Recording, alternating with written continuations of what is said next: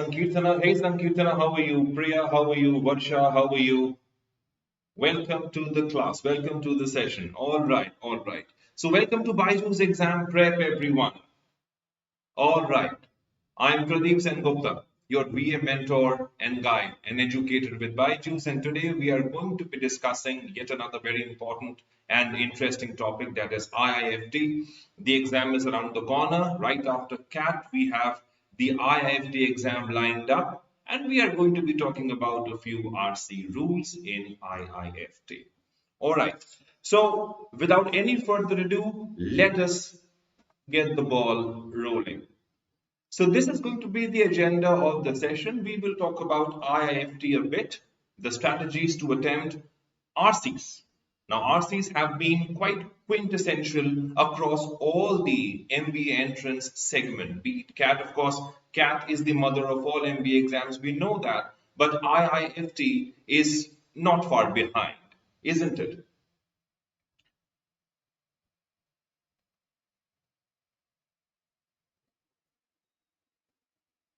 We will be covering it, Varsha. Varsha says paraphrasing is not helping me. Is something I can do about it when I don't have to paraphrase the passage? Well, I will try to address this question of yours. Okay, just stay tuned and be a part of this journey, Varsha.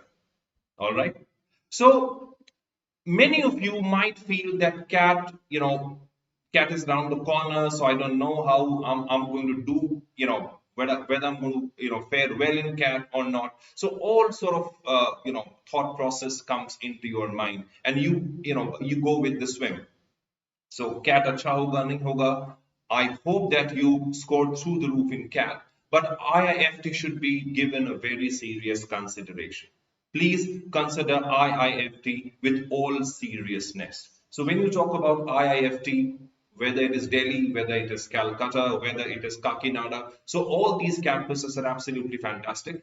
And this is one exam which should be taken with all seriousness, and it should be kept at par with CAT, right? It should be kept at par with CAT, all right?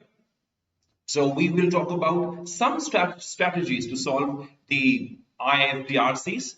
We will learn how to prioritize RCs. You see, this exam overall is going to be longish in nature, right? The paragraphs are going to be long, the passages are going to be long, and overall, like when we are solving around 110 questions, right, in 2 hours, so that is quite, a long task, and you have to be fast enough, quick enough to see through the questions, isn't it? So when it comes to RCs, we must learn how to prioritize the RCs, because some passages are going to be quite long and some are going to be quite short. So we must understand, given our understanding of the passages, which passages to attack and which passages to give respect and let go, right? ये हमें सीखने की जरूरत पड़ेगी यहाँ पे. All right?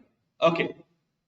Also, we will look at a few strategic steps that we can take in order to solve important RC questions in IIFT. So this is going to be the agenda of the session. So let's talk. Okay. So if you look at the pattern, the overall pattern of IIFT 2022, so more or less the pattern hasn't changed, and hopefully it will not change this year also. So if you look at the VARC section, right, 35 questions, plus 3 and minus 1 is the negative marking, 120 questions, negative of 0.5 for GA and minus 1 for others. So overall it's a 1/3 marking scheme. Maximum number of questions will be 105. In LRDI you will have 30 questions, right? This is the plus 3 for every correct answer. Overall there will be 90 questions. Okay, maximum marks 90, I'm sorry. In maths, 25 questions, maximum marks 75. In GA, 20 questions with 30 maximum marks. Now, this is the layout of IIFT 2022 pattern, and 23 hopefully will be no different. But when you look at the overall English structure, the VARC structure, now it becomes a game changer over here, right? So the breakup is 16 and 19. So there will be 19 VA questions and 16 RC questions. So this is quite a number, 16 RC questions. In grammar, 3 questions in grammar, match the following 2 questions, etymology 5 questions, where you have to find out the roots. Okay, based on the roots, you have to answer the questions. In vocab, there are 6 overall questions in vocabulary, and in spelling and correct usage, there is 1 mark each. So overall, we are looking at 35 questions to answer. This is the pattern for IIFT VARC. All right. Okay. Now, this is where it gets interesting, right? Approximately how much time should you be spending given the fact that you are going to have 2 hours for the entire paper? So how much time do you think you're going to carve out for VARC? So we are looking at a 30-minute window for English. Quite less, I agree with you, it is less, but remember, IIFT is no longer the slow and steady wins the race equation. It's fast but steady. You know, the equation changes, the proverb changes. You have to be faster, you have to be judicious with your question choices, and you have to see through the questions in no time. So consistency will play a big role, and at the same time, you have to be quick enough to answer the questions. Don't spend more than 10 minutes on vocab and grammar question, and for that you have to practice a lot. And 20 minutes, right? These 20 minutes should be spent on solving RC questions. But the question is, how many passages should we solve in order to be on the safer side?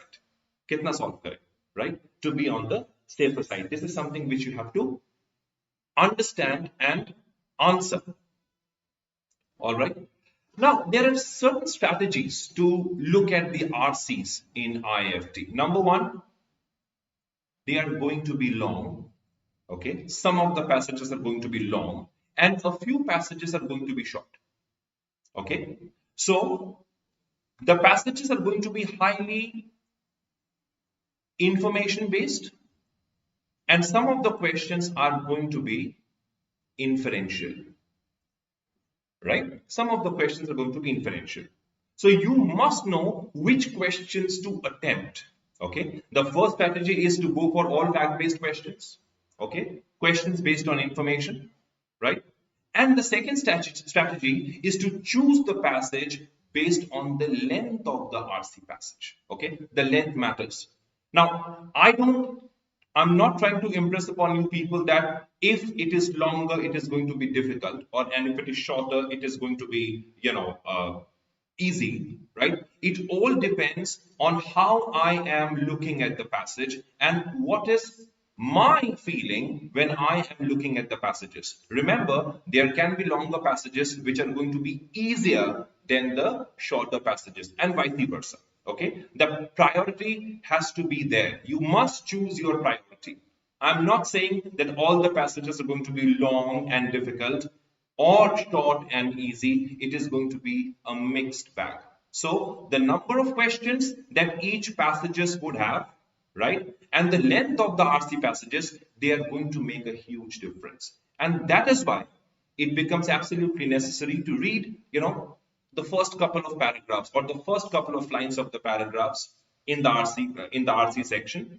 There are around 4 passages. Read the first 3 lines or 4 lines and try to find out whether the given RC is my cup of tea or not. If it is not, leave out, go to the next passage. Remember, we have not gone into the examination to prove how good we are at English or VARC. We have gone there to score the maximum, isn't it? Lengthy, Subramaniam Katie is asking, sir, RC in quite lengthy? Oh, yes, right? But even if the passages are lengthy, that does not mean that you're going to take, a hell of a long time to solve them. Remember, the IIFT passages are not going to be as abstruse as CAT passages. And we are going to look at one of the passages to understand it. Okay, it is not going to be as difficult as the CAT passages. So even though the passage is going to be long, it may not be as difficult to read when it comes to the CAT passages. So vis-a-vis, you're going to look at, some easier passages. Yes, they're going to be tricky, but it will take less time. All those people who have been solving the CAT passages all this while, you may not find the RC passages tricky enough or too tricky not to solve them, isn't it? Okay. Now, if I do some, introspection, if I go and look at the 2022, passages in IIFT, it was conducted on 5th of December and 23rd of December. There were 4 passages in the first lot, wherein 2 passages had 5 questions each, and the other 2 had 3 questions each. Similarly, in the second slot, we had 4 passages, 2 had 4 questions each, and the other 2 had 4 questions and 3 questions each respectively. So even the number of questions are going to vary. So you have to prioritize how to solve the passages. Number 1, it is important to have a look and feel, right? You have to look at the passage to find out whether it is doable or not, right? Read the questions very quickly, read the first couple of lines of the RC passages, right? And try to figure out whether this RC passage is solvable by me or not. Can I solve it? Will I be able to solve it? If not, there is always the next one. Okay, there is always the next one. So have a look and feel of the passage. For example, if you just look at, some of the examples, one passage was based on qualitative research, right? And this passage had 4 questions, and look at the length, approximately 1,000 words. So can I afford to read this passage? Well, if you are good at reading and if you are good at understanding the text, like one of Varsha says that paraphrasing is a big problem. So if I have problem in paraphrasing the passage and understanding it in my own way, so there will be problems. But the content and the text, right? You must have a feel of, you must feel the pulse of the content and the text of the passage. So don't be bogged down by the length, okay? Many a times it happens that although the length is, it's a long passage, but it is easier to understand, isn't it? All right. The other passage was, how is it that people come to you certain non-verbal behavior? This passage was based on non-verbal behavior. I found it quite interesting. Okay, look at the length. It was a short passage with 4 questions, around 629 words, right? And then again, you had a passage on Bertrand Russell, right? It says the Uber philosopher, great philosopher, represents a particularly toxic variant of my surprise. Now, when you look at the words used, right? Now remember, the comprehension capacity, the understanding capacity of students, it varies from person to person. Many of you may like to go with it. Many of you may not like to go with it. Although the length is very short, it is on the shorter side, 452 words. But when you read it, if you find the passage boring, it's always, have a fallback option. Look for other options, look for other RCs which you can solve. Okay. Varsha says, what do you mean by solving by length? Well, there are 2 ways to look at it, right? Now, there are 2 kinds of students, right? When you look at an RC passage, the sheer length of the passage is highly discouraging, right? We end up discarding the passage just by looking at the length. Don't do that, right? Read around first 5 lines. It happens. Suppose there is one short passage and a long passage. You read the first couple of lines and you find it easy. Whereas in a short passage, you read the first couple of lines and you find it very hard. So it is always better to solve a long passage than solving a short yet tough passage. Okay. So going by length is not the criteria. Although the passages are going to be long, but they're going to be easier, right? Short passages are also going to be easier, but there has to be a demarcation. And the demarcation comes when you read the passage and understand it in your own way. All right. So you have to understand, read a few RC passages, a couple of lines, and then figure out whether it is doable or not. All right. I hope that answers the question. Now, Subramaniam is asking me which is the best way to solve the passages, either to go through questions or by passages. Well, I think this is going to help you understand. This is what you were looking at. Okay. It is always better to look at the questions first. Okay. Because then you will find out the purpose for reading long passages, right? If you know the questions, if you know the content of the question, that actually sets the agenda, and you will be better tuned to now look at the RC, which otherwise would have been a wild goose chase. So that is why it is important to look at the question stem first. Speed read. It is a game of speed. Okay. Speed read the passages which are short, and allow some filters when the passages are long enough. All right. And also, as I have been telling you, please read the first couple of lines of the RC passage. Also read the closing paragraph in order to understand the gist and the central idea. Okay. Please remember this formula, all of you. Okay. It is, I kind of use this formula to explain my stuff. EI whole squared, E stands for elimination. Okay. Elimination. I stands for inference. And the other I stands for information. Specific idea questions are information based, right? And there are questions which are inferential. So when you read the question, the fabric of the question will allow you this, this insight whether the passage or the question asked is based on inference or information. And then the ones which are absolutely alien, keep on eliminating them. So EI whole squared is the formula, right? But there is no substitute to reading. So a careful reading is very important before you answer the questions. Okay. I hope that answers your question. So the question stem first, followed by the passage. All right. Okay. Now we are going to look at a very small passage, but before that, I want you people to have a feel of the questions. All right.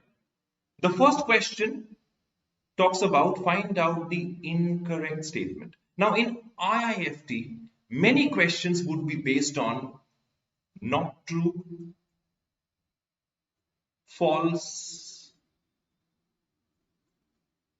does not imply, and stuff like that. Okay, watch out for such questions. Not true, false, does not imply. Okay, incorrect.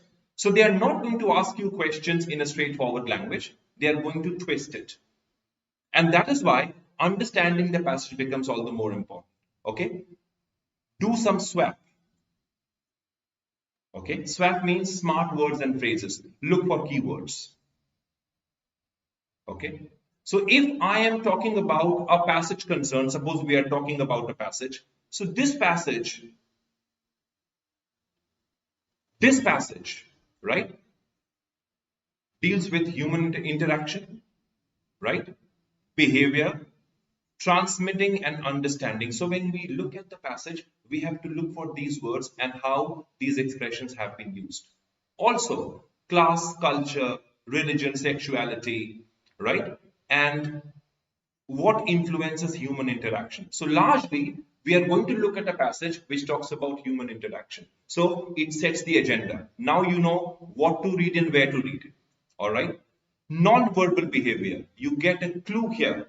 Non-verbal behavior. So look for the area in the passage that talks about non-verbal behavior. Okay. Or non-verbal communication. But go back to the question. Find out the incorrect statement. You get the clue. Now you know what to look at in the passage. Easy, right? Let's look at the next question. Question 2. Which of the following cannot be implied? Now, is there any uniformity in the pattern of the question? In the first question, we talked about find the incorrect statement. In the second question, we are talking about which of the following cannot be implied from this. This can explain, for instance, not only whatever. So look at it. They have given you a line from the second paragraph of the passage. It means it is a question based on information. Gather the information and answer the question. Okay. So in order to understand the options, we have to read the second paragraph clearly. So now when I take you to the passage, you must know that it is important for you to read the second paragraph very carefully. Look at the next question. Which of the following is not true about the criticisms of socio-cultural paradigm explained in the passage? Again, which of the following is not true? So many no, not, never, right? And we are looking at criticisms of socio-cultural paradigm. So something called socio-cultural paradigm has been discussed in the passage, and we have to look at it, understand it before we answer the options. Right? Varsha says, can you repeat the SWAP point? Varsha, SWAP stands for smart words and phrases. Okay? You have to become a smart reader, right? Look for the clues. Like in RCs, we used to solve passages based on the keywords. Similarly, SWAP, smart words and phrases that actually defines the question for you. Right? It defines the passage also for you. When you understand what exactly you're going to be looking at. Okay, don't try to play football in a ground where there is no goal post. You need to have a goal post, isn't it? Otherwise, there's no point playing football, right? Our girls got a drubbing 8-0 by at the hands of USA. So congratulations, India. All right. Question number 4. Caption of the passage, the title of the passage. Right? What is going to be the title of the passage? Now that we know what to look at in the passage, can we start reading the passage slowly?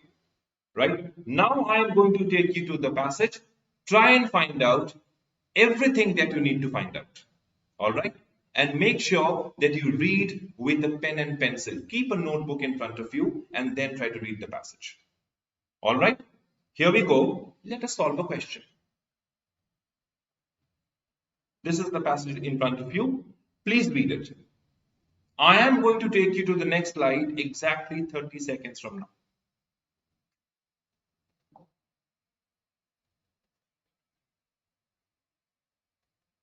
Divya, factual questions are those questions which are based on information given in the passage, and they're not indirect questions, they're direct questions. They directly, they flow out from the passage. Those are factual questions. So there is no scope for inference there.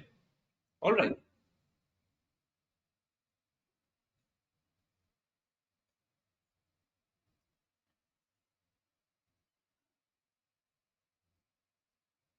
No, Varun, you don't have to attempt all the passages, right? Absolutely not. See, out of 35 questions overall, I think around 20 questions out of 35 is a very safe attempt with around 85% accuracy, right? With 85% accuracy, 20 questions, at the max 21 questions out of 35, that's a decent approach. That's a decent attempt. I hope that answers the question.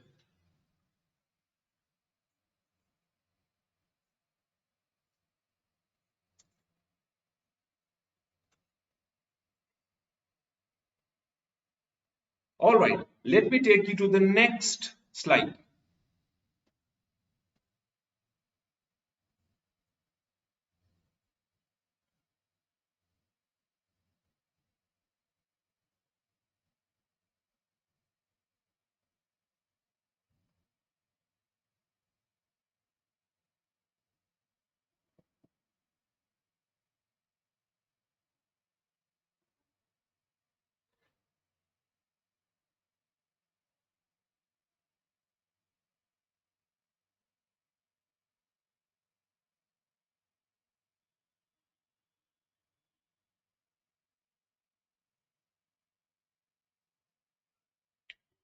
All right, I hope you have finished reading this slide also.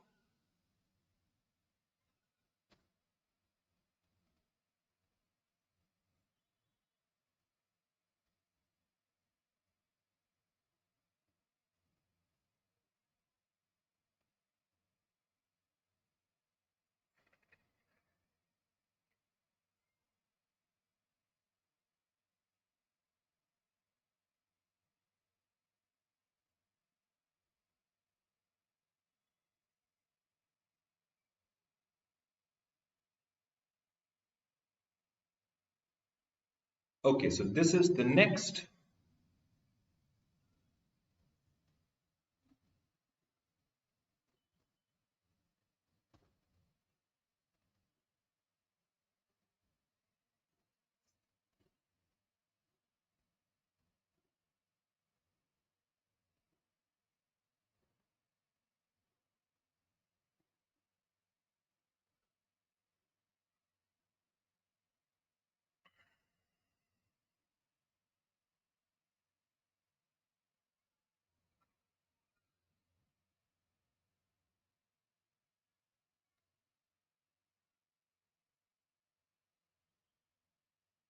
I hope you have finished reading. Let me take you to the next slide.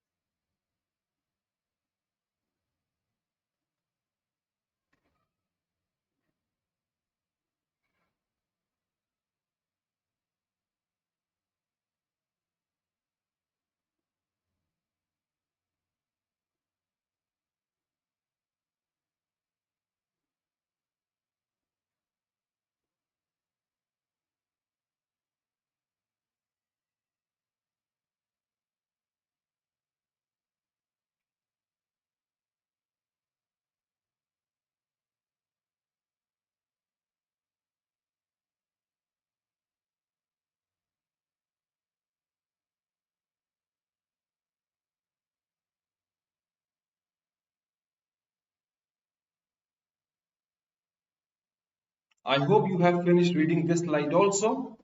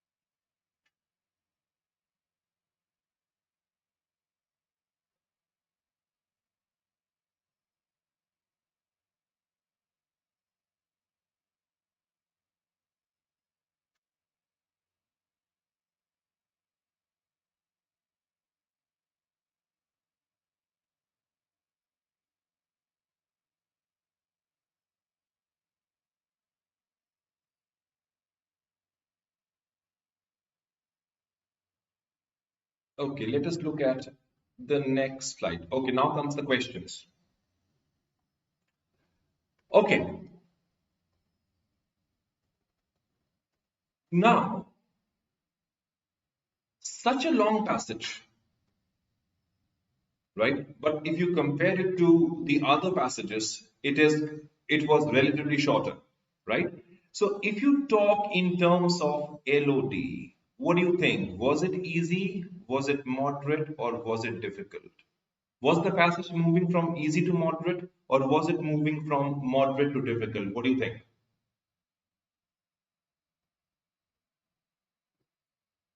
All right. Now we are going to focus on the EI squared formula, but how to cut the long story short? How to cut the long story short? In the first couple of lines, the author is asking you a question, and then he is trying to answer the question he has asked. All right. The author is asking you, how is it that people come to use certain non-verbal behavior in specific settings or associate a particular behavior For example, smiling with a particular meaning, say happiness. But what was the question? The question was, how do people use certain non-verbal behavior in specific setting? So the key words are using the non-verbal stuff in a specific setting. Okay, using the non-verbal stuff in a specific setting. Done. Now the author answers the question. He says, a socio-cultural approach to answering these questions focuses on the ways in which behaviors and their meanings are prescribed at social or cultural levels. Okay, prescribed means these behaviors are suggested, right, at a social or a cultural level on the ways in which people come to acquire them.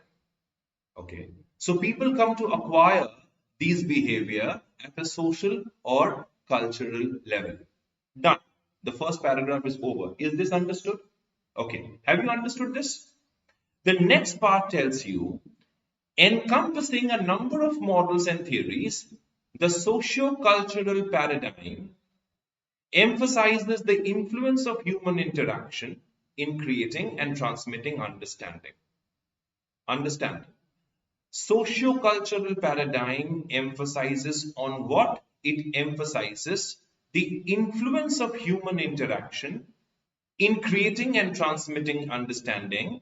Thus, it highlights the effects of culture, class, religion, sexuality, power, or other socially maintained factors on the enactment and meaning of behavior. Now, what does this it refer to? It means the socio-cultural paradigm. And what does this emphasize on? It emphasizes on the human interaction. Okay, it emphasizes on the human interaction. In doing what? In creating and transmitting understanding. What kind of understanding? How does class, religion, sexuality, and power, they have their influence on enactment and meaning of behavior? How do they affect the behavior of a human being? So, the first part of the paragraph talks about the socio-cultural paradigm. Okay. Paradigm means, a thought process, your opinion, the way you think about something. All right. Now, the second passage, the second slide, it talks about some fundamental assumption. Assumption is something which you take for granted. Okay. Now, when the paragraph, or when the author talks about socio-cultural paradigm, he talks about there are some assumptions behind this socio-cultural paradigm. And what is the assumption? The author says the assumption is that interpersonal behavior and its meanings are learned through the diffusion of social and cultural knowledge and are therefore malleable. Right? Now, are you born with interpersonal behavior? The author says no. Interpersonal behavior are learned. You learn it from society. You learn it from the spread of knowledge, diffusion of knowledge, and therefore it is malleable. Now, it's a term used in physics. Anything that can be beaten into sheets is malleable. Ready to change or easily influenced. Malleable means ready to change. Okay, or easy to influence. What is the context? If I don't paraphrase it, Varsha, can I now understand it? What is ready to change? You're talking about interpersonal behavior. And why is it ready to change? Because it is learned through social or cultural knowledge diffusion. Isn't it? This is what the passage says. Because, now comes the reason, interpersonal behaviors are learned rather than innate. Innate means, present in you from birth. Something which is present in you from birth, that is innate, underlying. So socio-cultural behavior they are learned, they are not innate. End of discussion. All right. Both behaviors and their meanings can be altered, can be changed by changing the knowledge that is conveyed. This can explain, for instance, not only why cultures vary from one from another in both their behaviors and their meanings of those behaviors. So when you talk about different cultures, they vary. One culture is different from another because we have different behavior in different culture, right? Because each and every culture, they evolve in their own way. So one culture cannot be same as the other one. Can this be inferred? Yes, it can be inferred, right? But also why, without access to another culture's knowledge, people often find cross-cultural communication challenging. Now, the author gives you one very important information. Cross-cultural communication is challenging. Why? Because in order to understand the other culture, you must know about that culture. If you don't know about that culture, you will not be able to adjust to the new culture because cross-cultural communication is challenging. And this is the reason why it is challenging. Okay? Because we don't have access to another culture's knowledge. Easy enough to understand? Yes? Okay. All right. Now, look at this part. Central to socio-cultural paradigm, there are two ideas. I want your attention over here. What is the first idea? When you talk about socio-cultural paradigm, what is the first idea? Most non-verbal communication is learned. The body language, for instance. You learn it rather than innate. This is the first idea. The second idea is most non-verbal behavior do not have inherent meanings, okay, underlying meanings, but rather their meanings are products of social consensus or social acceptance.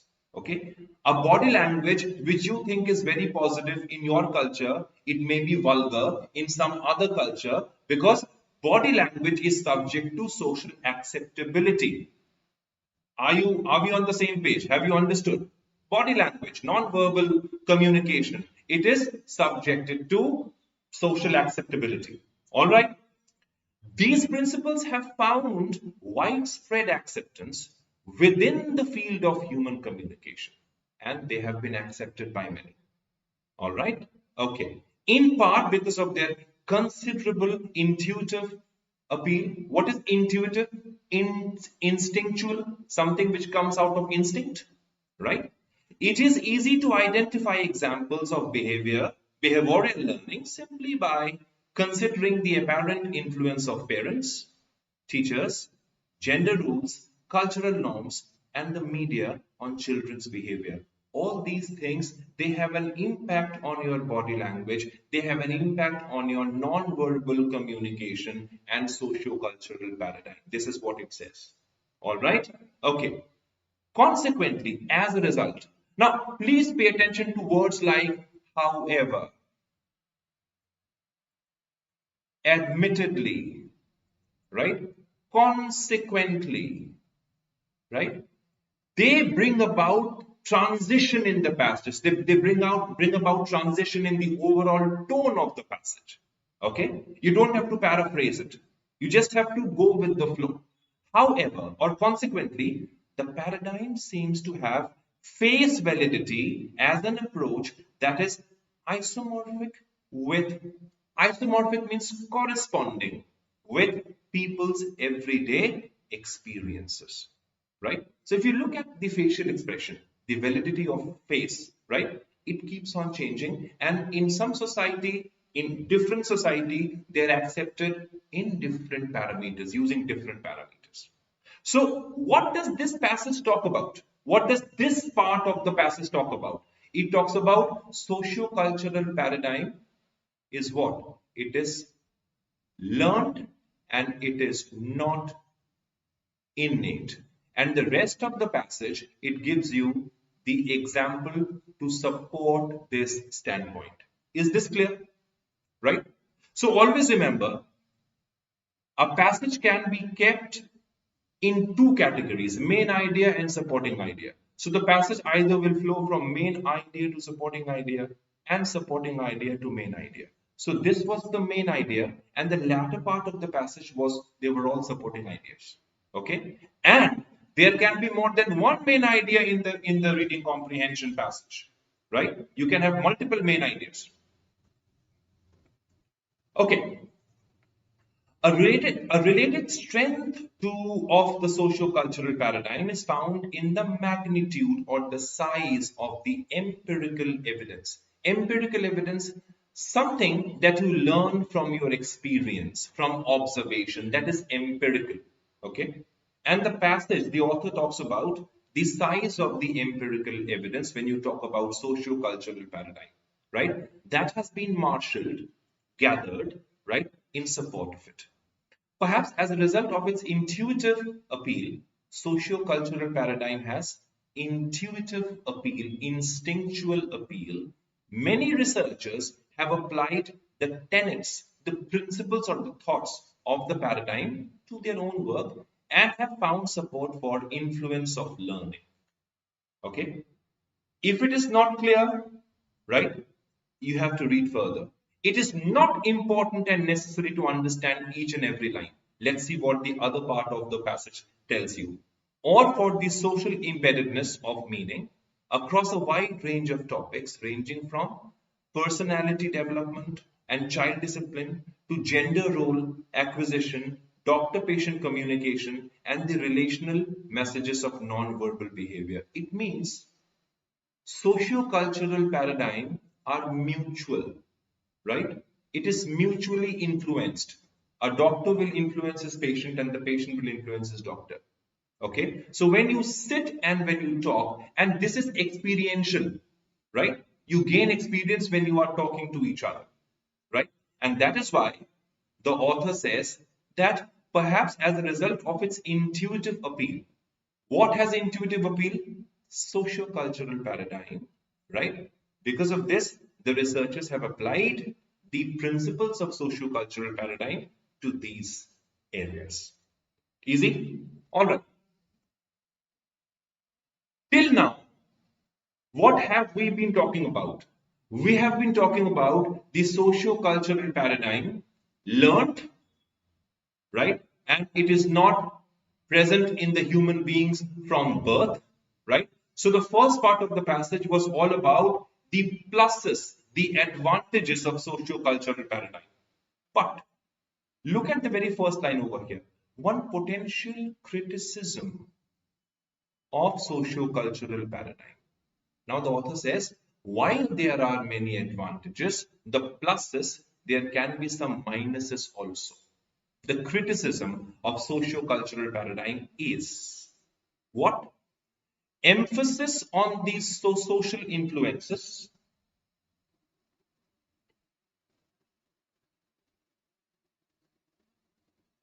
no, Varsha, intuitive appeal is not used in sharing knowledge, right? We have misread it somewhere. It talks about absolutely a different idea over here.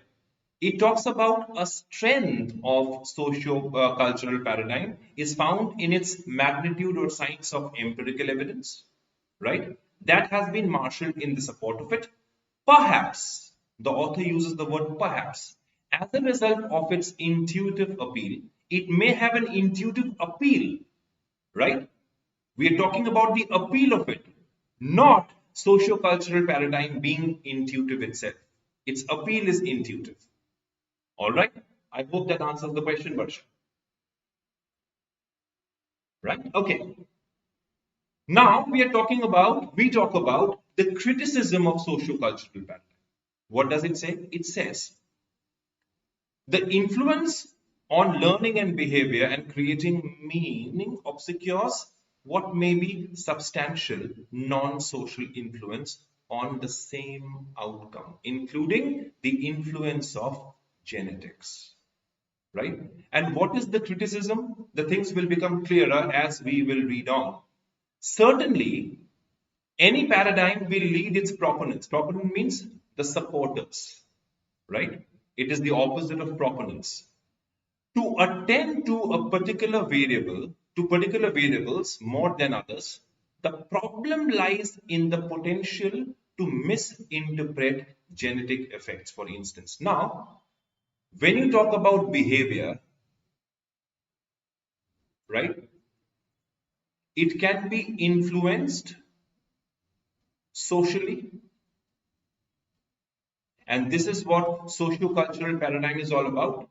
But behavior can also be genetic, right? So break it down. Behavior can also be genetic, right? An important example derives from the study of parental influence on child's personality development. As Harris noted in her detailed review, what is it?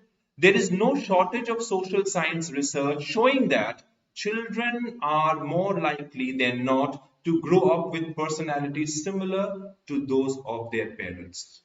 Okay, that is, pleasant and affectionate parents tend to rear pleasant, affectionate children, and on the contrary, aggressive and violent parents tend to rear children who are likewise aggressive and violent.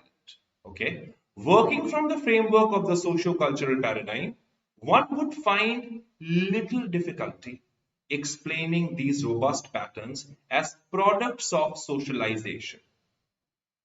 Children observe their parents behaving in a pleasant, affectionate manner and come to adopt the same disposition themselves. It is the growing up of the children with their parents that actually fashion their behavior. All right? All right. However, much of the research, now comes the exception. However, look at a sudden change in the tone. As Harris pointed out, much of the research examining parental offspring congruence, similarity in disposition has failed to control an important alternative hypothesis, right? It has failed to control an important hypothesis. What is it? Children are similar to their parents because of their genetic relatedness to the parents. Look at this line, right? It underscores the importance of genetics. Okay, so socio-cultural paradigm is important, but the genetic angle cannot be ruled out at the same time. All right, okay. Not because how they were socialized, okay, to the extent that researchers in this area have failed. Researchers, they have failed, right, to entertain and consequently to control for such an alternative. Therefore, they may run the risk of misattributing or at least over-attributing the observed similarity between parents and children to a social influence when a non-social influence is also operative. So, social influence, while it is present, we cannot rule out the non-social influence. We cannot rule out the non-social influence. This is exactly what the passage says. All right? Okay. Now, the question. Find out the incorrect statement. You have to find out the incorrect statement. Now, the facts we have seen. A says, human interaction is responsible for the enactment and meaning of behavior through creating and transmitting understanding. Is it incorrect? Culture, class, religion, sexuality, power, or other socially maintained factors influence human interaction. Do they influence human interaction?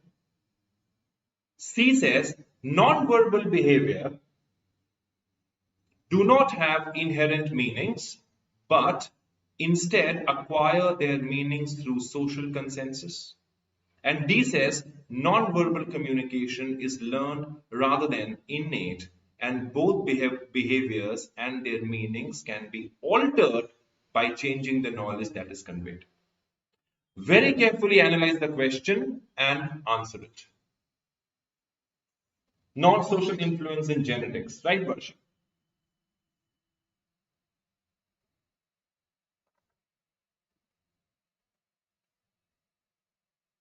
So what's your answer? Take your time and answer the question.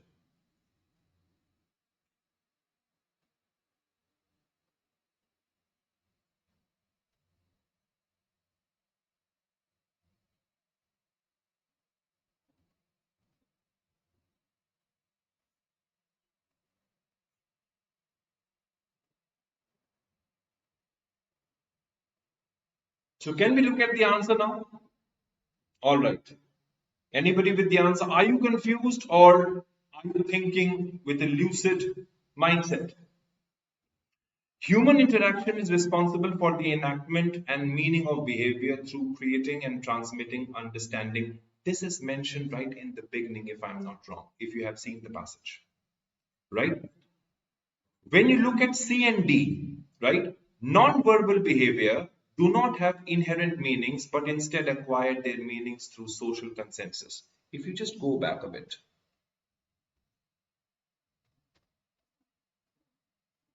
right, I would like your attention to this part.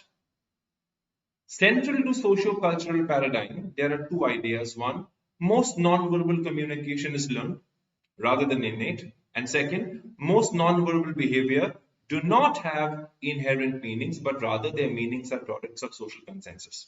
So if these two are present in the passage, can we not say that C and D are not incorrect? They are correct, isn't it? They are correct. A is also correct. It is present in the very first part of the paragraph. But when you come to this part, culture, class, religion, sexuality, right?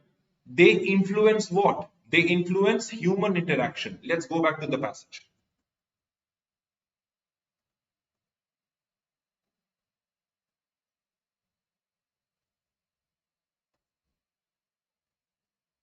Okay. Culture, class, religion, sexuality, right? Or other socially maintained factors on the enactment of human behavior. It is the behavior which is being influenced. It is the behavior which is being influenced, isn't it? Right? And the question very clearly says, the option says it influences human interaction. No, it does not influence interaction. It influences behavior, right? That is why your answer option, this was present, right? We talk about behavior. That is why the answer option should have been B. All right? Is that understood? You have to find out the incorrect statement. This is correct, this is correct, this is correct, this is wrong, and that's why this should be the answer. Right? The question was find out the incorrect statement. I hope you have got the idea. Right? Whenever in doubt, options may confuse you, right? Let's have one thing very clear over here. Options may confuse you. Whenever you are in confusion, go back to the question. You have to find out the incorrect statement. So that's why the incorrect statement happens to be B. The others are there, present in the passage. Was it easy? Yes. Okay. I will not say easy, but yes, you have to go back to the passage once in order to understand the essence of it. Question 2 says, which of the following cannot be implied? Cannot be implied from this line.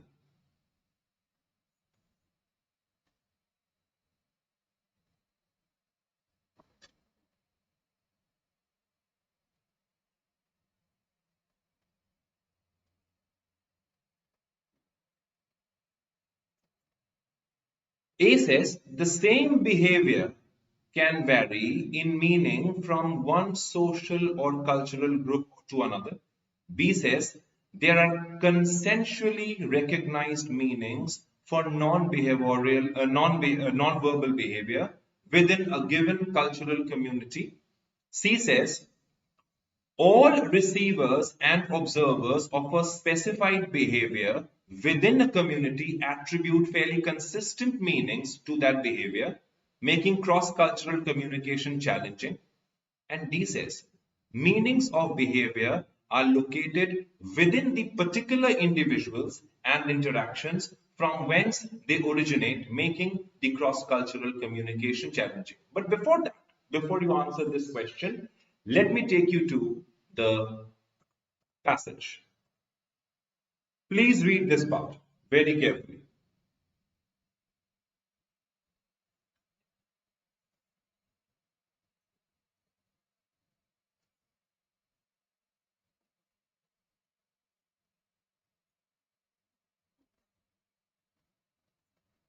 Because interpersonal behaviors are learned rather than innate, both behaviors and their meanings can be altered, they can be changed by changing the knowledge that is conveyed.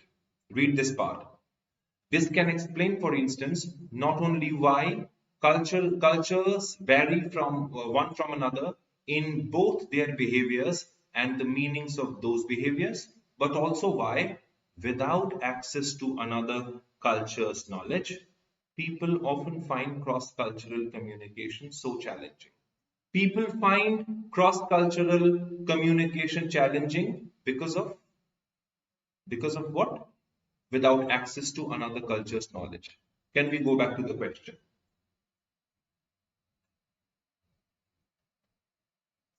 Read each and every question very carefully. Options, I'm sorry. The question is what cannot be implied? जो तुम imply नहीं कर सकते.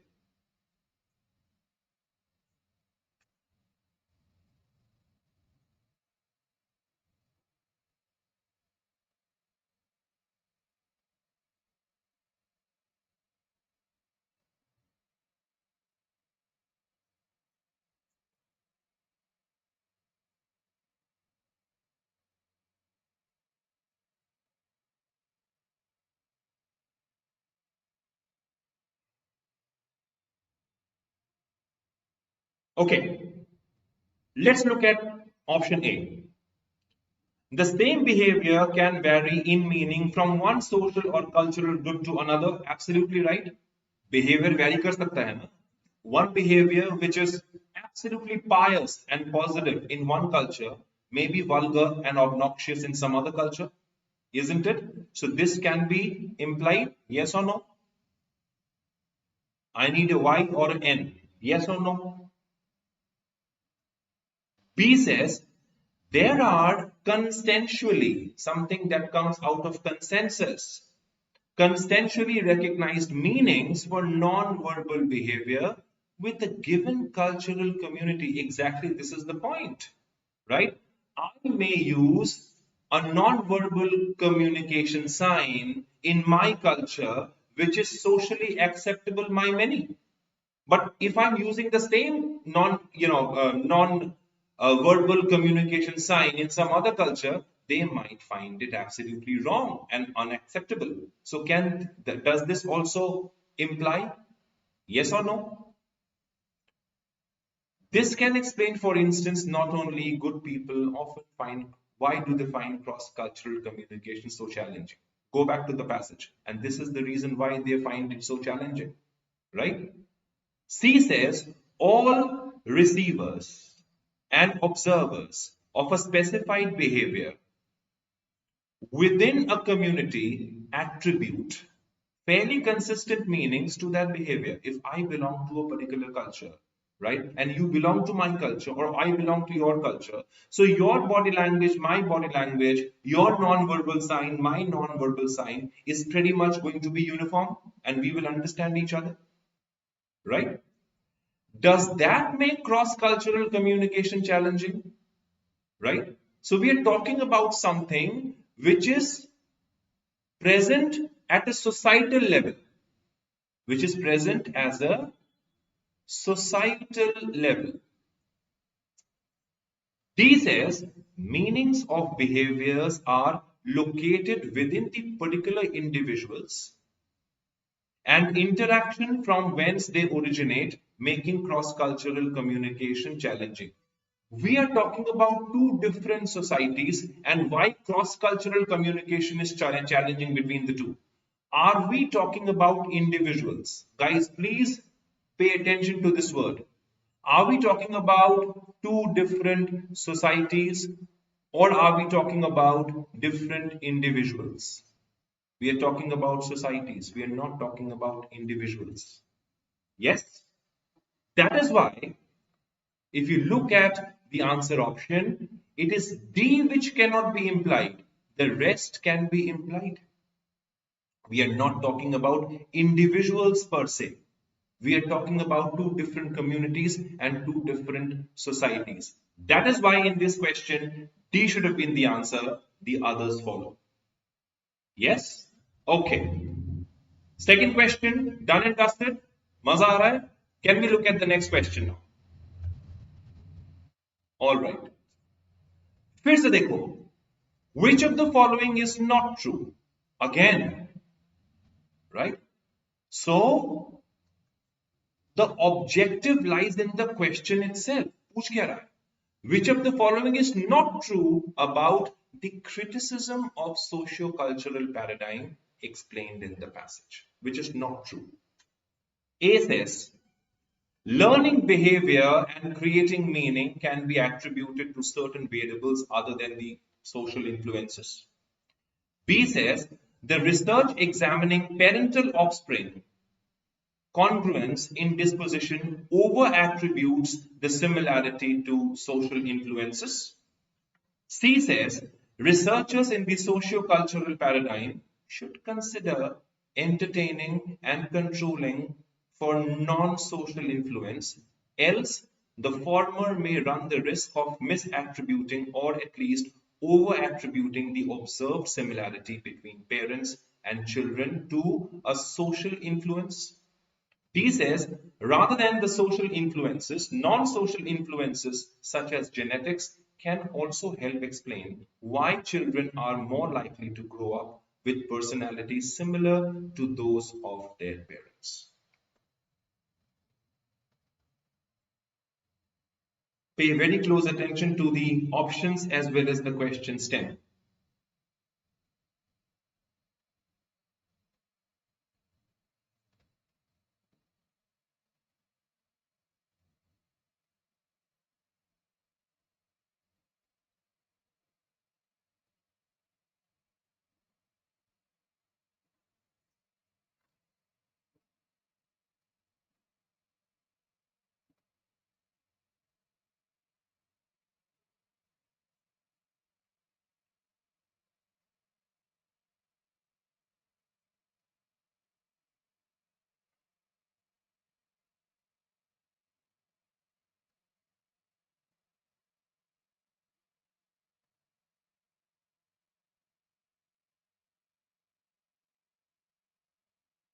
Okay, have you been able to find out the answer?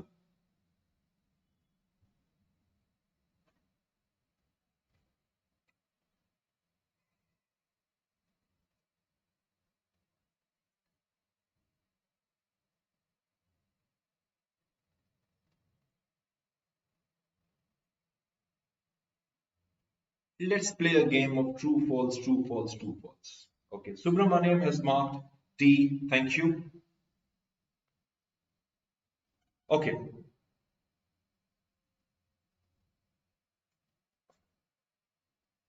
Which one is not true?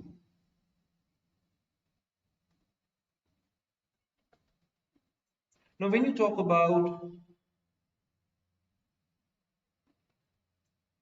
social paradigm or socio-cultural paradigm,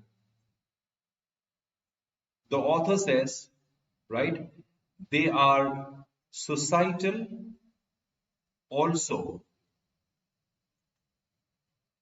Genetics can also be brought into play, right? For example, the children and the parents, all right?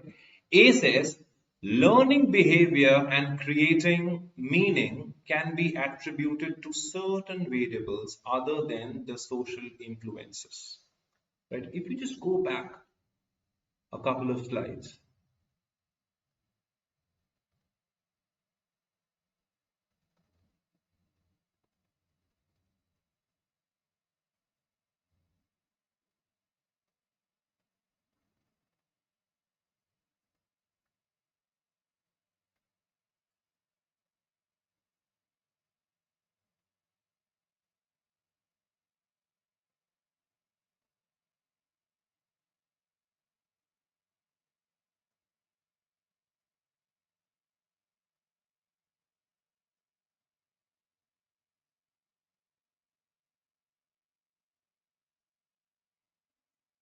All right.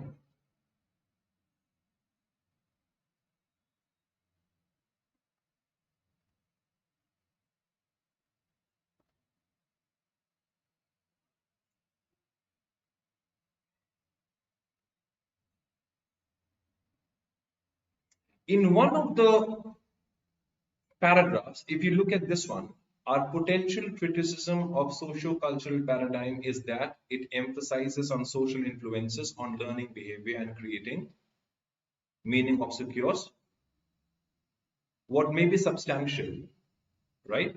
Certainly, any paradigm will lead its proponents to attend to particular variables more than others. The problem lies in the potential to misinterpret genetic effects, for instance. Okay, so we are not just focusing on socio-cultural paradigm. This is the inference. There are other variables on which socio-cultural paradigm may depend on, right? It may not depend on only the societal factors. It may depend on the other variables also. Okay. So from here, we can easily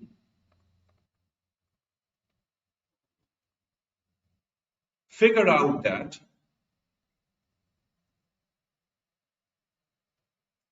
learning behavior and creating meaning can be attributed to certain variables other than social influences. Genetics is there. So this is what? This is true. Yes. B says, the research examining parental offspring congruence in dispositions over attributes the similarity to social influences. It over attributes similarity to social influences. Let's encircle it. C says, researchers in the socio-cultural paradigm should consider entertaining and controlling for non-social influence, else the former may run the risk of misattributing or at least over-attributing the observed similarity between parents and children to a social influence. Look at this part.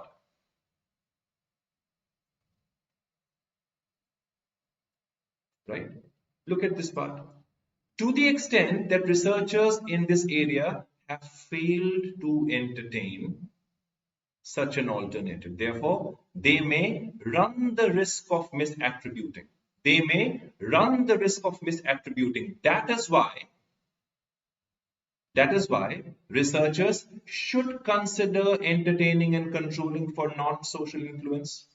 This is inferred. C is true, it is not false. D says, rather than social influences, non-social influence such as genetics can also help. I want you to stop over here. Can genetics help? Yes or no? Yes, it does. Okay. Why children are more likely to grow up with personalities similar to those of their parents. This is absolutely, it can be inferred from the passage when you talk about genetics. So if there are human beings who resemble the parents of the children will find themselves more attracted to those personalities. So even D is true. What is not true is B.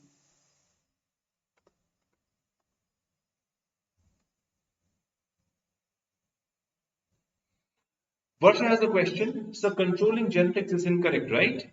Okay.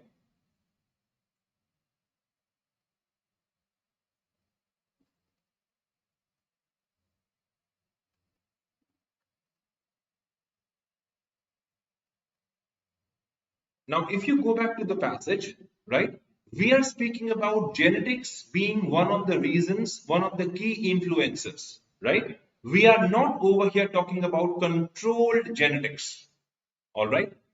We should look at genetics as influencing the children and not controlling something, Varsha. Okay?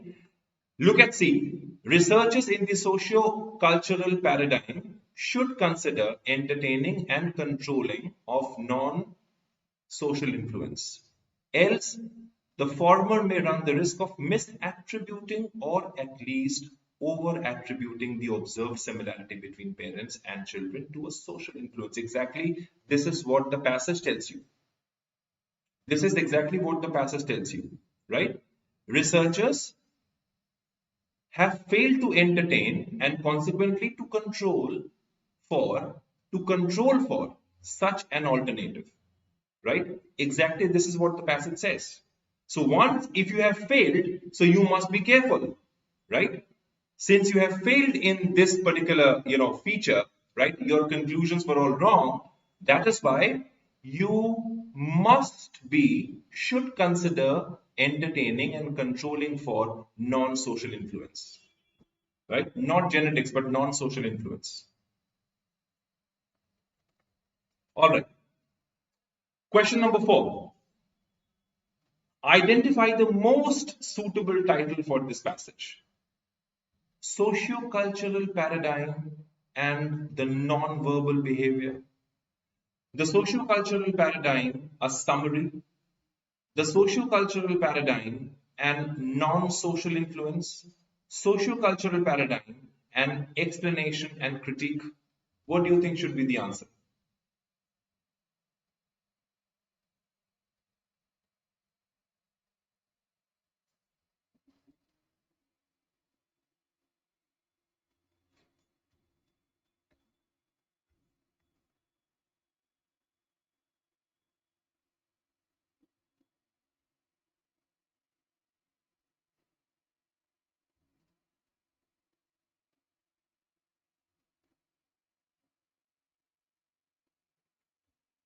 All right. What is the most suitable title for the passage? Varsha has marked 3. Thank you. Now, this is going to be tricky. This might get tricky, right? Because all these things are present, right, in the passage. We are talking about socio-cultural paradigm, right? But when you go back to the passage there, you will see that we started talking about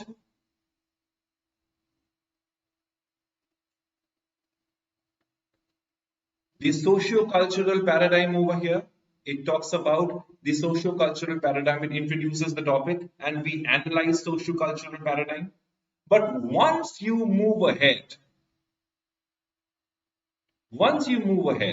right, you are also giving the criticism to this concept, right? So while on one hand, you talk about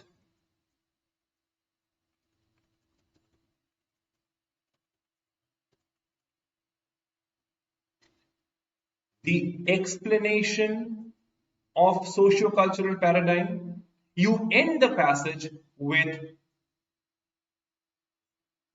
a critique, right? So it can be a summary, right?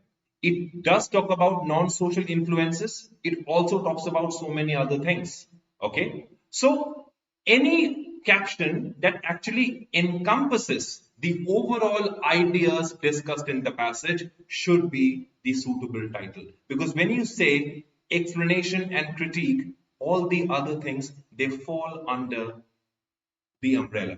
Okay, so the right option over here should have been D, right? An explanation and critique, social cultural paradigm. That should be the right option, option 4. All right, all of you. So you've got to be very careful when you are looking at these, longish passages. Now, when you were solving this passage with me, you might have observed that they are unlike the CAT passages. They are pretty doable. The only thing that you need to do is to be a bit patient with these, answer options and the passage in particular. And at the same time, let me tell you, you have to prioritize which passage to go for, right? At least 2 passages are pretty doable. So what those 2 passages are going to be, you've got to find out. That's why you must solve many PYQs to set your priorities right, right? Solve as many PYQs as possible, because that is going to take you to a different level altogether and you will have a wonderful, RC score or IIFT VARC score.